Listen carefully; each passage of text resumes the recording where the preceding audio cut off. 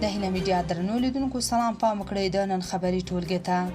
ملا برادر عالمانو ته ویلي د خلکو زړونه له دین څخه مه توروئ. د ریاست الوزرا اقتصادي مرستیال عبدالغني برادر په کابل کې د یوې جهادي مدرسې د پګړۍ تړنې مراسمو کې له دیني عالمانو وغوښتل چې د وعظ او نصیحت ژبه نرمه کړي څو خلک له دین څخه زړه توري نشي. ملا برادر همدارس له دیني عالمانو وغوښتل چې د اسلامي امارت د نظام ساتنې لپاره تبلیغ وکړي. نوموړي د ټولنې د فکري اصلاح، د غیر اسلامي فرهنګونو د له منځه وړلو او د اسلامي روایت د ساتنې په برخه کې د مدارسو رول مهم بللی او ټینګار کړی چې مدارس باید په هر ډول حالاتو کې خپل اصلي مسیر ثابت وساتي. دریو هیوادونو یو 50,000 پاکستانی سوالګر شړلي. پاکستانی رسنیو خبر ورکړی چې روان کال سعودي عربستان، متحده عربي اماراتو او آذربایجان نه یو 50,000 پاکستانی سوالګر شړل شوي دي. د راپور له مخې دغه پاکستانیان د سوال کولو له امله له دغه هیواده ایستل شوي دي. د شمېر له مخې له دې ډلې 40,000 کسان له سعودي عربستان، 6,000 له متحده عربي اماراتو او 2,500 پاکستانیان له آذربایجان د سوال کولو له کبله شړل شوي دي. په راپور کې راغلی دی چې له دې ډلې ځینو کسانو د عمرې په نوم اروپا ته د تګ هڅه کوله. راپور لیک روان کال شاوخوا 40,000 کسان کمبودیا ته تللي چې له دې ډلې 12,000 لا تر اوسه بیرته نه دي راستانه شوي او 4,000 کسان برما ته په صحتي ویزو تللي، خو 2,500 کسان بیرته نه دي راستانه شوي. راپور زیاتوي تیر کال 8,000 کسان په ناقانونه توګه اروپا ته تللي وو، په داسې حال کې چې سږ کال دغه شمېر 4,000 ته رسېدلی و. متقي افغانستان ته د بحران په سترګه مه ګورئ.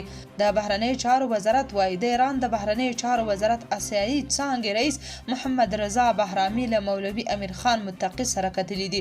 بهرامي د کتنې په پیل کې ښاغلي متقي ته د ایراني سیال لخوا تهران ته د سفر بلنه رسولې او په تهران کې د ځانګړو استازو په کچه د وروستۍ ناستې په اړه بشپړ معلومات وړاندې کړي. نوموړي ویلي چې هیواد ته افغانستان سره اړیکې لوړ ارزښت لري او هیله لري چې د اسلامي امارت د وغړي په توګه د سیمهییزو همکاریو په برخه کې رول ولري.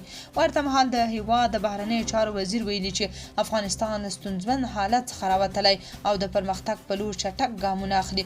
په خبره افغانستان ته باید د یوې مسئلې په توګه ونه کتل شي. نوموړي زیاته کړې چې د افغانستان بهرنی سیاست د اساسي اصولو په رڼا کې د سیمې له هیوادونو سره د فعالو او پر همکارۍ ولاړو اړیکو ملاتړ کوي. د بلوچستان د ازادۍ پوځیانې BLA ویلي چې جنګیالیو د بلوچستان په کوټه، کیچ، پنجګور او بلیده ولسوالیو کې د پاکستاني رژیم پر عسکرو 6 جلا بریدونه ترسره کړي دي. BLA زیاتوي چې په دغو بریدونو کې 12 پاکستاني عسکر هلاک شوي، تر 2 زیات ټپیان شوي او مالی زیان هم راوښتی دی. دې بریدونو کې 3 تنو بلوچ جنګیالي هم ژوند بایللی دی.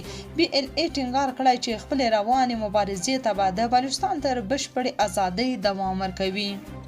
د تاجکستان ولسمشر وایي د جماعتونو جوړول بس دی. د تاجکستان ولسمشر امام علي رحمان د دغه هیواد په پارلمان کې ویل چې هیواد د مرکزي اسیا د نور هیوادونو په پرتله 2 برابره ډیر جماعتونه جوړ کړي او نور د جماعتونو جوړول بس دی. امام علي رحمان ټینګار وکړ چې اوس د زده کړې، هنر ترلاسه کول او د تاجکستاني ملت د فکري او معرفتي کچې د لوړولو وخت دی.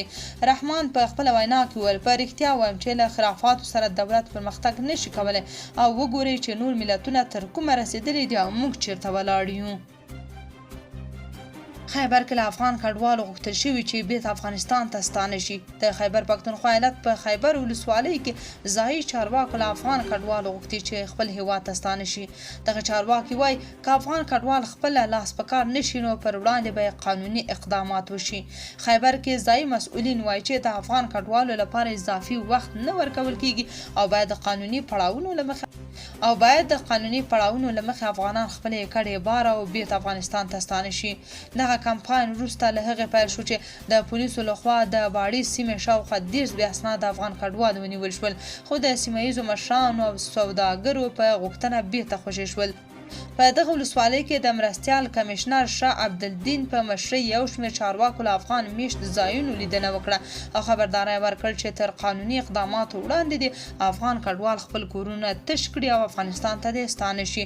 دغه چارواکو افغانانو ته ویل چې د ټولو بې اسناده افغانانو د جبري ستنېدو پلان جدي دی او هغوی باید په درناوي سره خپل هیواد ته ستانه شي. د ماشومانو د ژغورنې اداره سیف د چلډرن وایي سږ ژمی په افغانستان کې له 1/3 برخې زیات ماشومانو له شدیدې لوږې سره مخامخ دي. په افغانستان کې د فقر او بېوزلۍ د زیاتېدو په اړه د اندېښنو په دوام د ماشومانو د ژغورنې سازمان خبرداری ورکړه چې سږ کال ژمی په دې هېواد کې له 1/3 برخې زیات ماشومان له شدیدې لوږې سره مخ دي. د سازمان په یو راپور کې چې سه شنبه د ډسمبر په 14مه خپور کړی ویلي دا شمېر د تیر کال په پرتله 13% زیاتوالی ښیي او د حالت د دې څرګندونه کوي چې د مرستو د زیاتوالي بیړنۍ اړتیا شته ځکه د دې سازمان په خبره د بودیجې کمښت ژوند ژغورونکو تغذیوي فعالیتونو ته جدي ګواښ پې کړی دی. په راپور کې راغلي د خوړو د خوندیتوب د پړاوونو د درجه بندۍ یا IPC د نوو معلوماتو او تحلیل پر بنسټ به د 2024 کال له مارچ میاشتې مخکې شاوخوا 30% افغان ماشومان چې شمېر به له 9 میلیونو زیات وي د لوږې له بحراني کچې سره مخ شي. عدلیه وزارت وایي له غصب د مخنیوي کمیسیون تیرو 6 میاشتو کې 216,000 جریبه ځمکه دولتي تثبیت کړې ده. د یاد وزارت په خبره دغه ځمکې په کابل او 3 ولایتونو کې تثبیت شوي او د ځمکو غصب کمیسیون رهبري په اړه لازمې پریکړې کړې دي. یاد وزارت زیاته کړې د بادغیس ولایت مرکز او 10 ولسوالیو کې تر 4 میلیونه او 160,000 جریبه ځمکې د عمومي څړځای په توګه تثبیت شوې ده.